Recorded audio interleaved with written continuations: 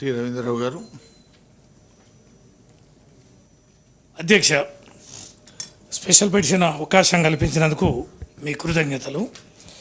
అధ్యక్ష, నేను నిన్న మొన్న మహబూబాబాద్ జిల్లాలో కొన్ని గ్రామాలు ఆ ప్రాంతాలంతా తిరిగినప్పుడు విపరీతంగా గ్రామాలలో పట్టణాల్లో రైతుల నుంచి ప్రజల నుంచి వచ్చే విజ్ఞప్తి ఏంటి సార్ అధ్యక్ష అంటే, కోతులు కుక్కల బెడద విపరీతంగా ఉంది అధ్యక్ష.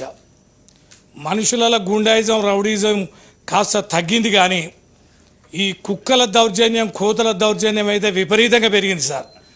ప్రశాంతత లేదు గ్రామాలలో ప్రశాంతత ఉందని పోతే కుక్కలు కూడా గమ్మత్తుగా అధ్యక్ష 5కు తక్కువ ఉండాలి గ్రూపు, 5-10 కుక్కలు. కోతులని కంట్రోల్ చేయాలని కుక్కలను వేస్తే కుక్కలేమో విపరీతంగా గ్యాంగులుగా తయారయ్యి కోతులు కుక్కలు కలిసిపోయినాయి అధ్యక్ష. కోతులను ఏమంటాలే కానీ మనుషుల్ని విపరీతంగా అరుస్తున్నాయి. మొన్న మా మైబాల్లో కూడా ఒక ఆర్పి కుక్క కాటు గురై మహిళ చనిపోయింది అధ్యక్ష. మరిపేడలో కూడా ఒక కౌన్సిలర్ కుక్క కాటు గురై చనిపోయింది. చాలామంది పిల్లల్ని రాష్ట్ర వ్యాప్తంగా కుక్కలు విపరీతంగా గరుస్తున్నాయి. ఇక రైతులకు వ్యవసాయానికి సంబంధించి అయితే ఏ పంట కూరగాయలు విపరీతం ధరలు పెరగడానికి కారణం ఈ కోతులే అధ్యక్ష.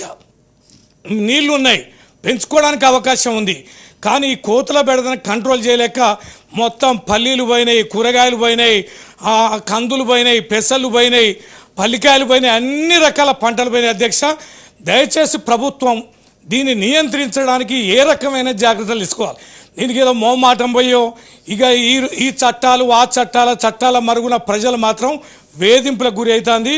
ఇది దయచేసి తగిన శ్రద్ధ తీసుకొని ప్రభుత్వం ప్రత్యామ్నాయ మార్గాలు, సున్నిత అంశాలు చాలా ఉండొచ్చు, కోతల తెరిగిపోతే ఏదో సెంటిమెంట్ అని, కానీ ప్రజల్లో ఒక్కసారి కనుక సర్వే చేసి కనుక సేకరిస్తే హ్యుమానిటేరియన్ గ్రౌండ్లో దీన్ని నియంత్రించాల్సిందిగా మీ ద్వారా ప్రభుత్వానికి విజ్ఞప్తి చేస్తున్నాను అధ్యక్ష.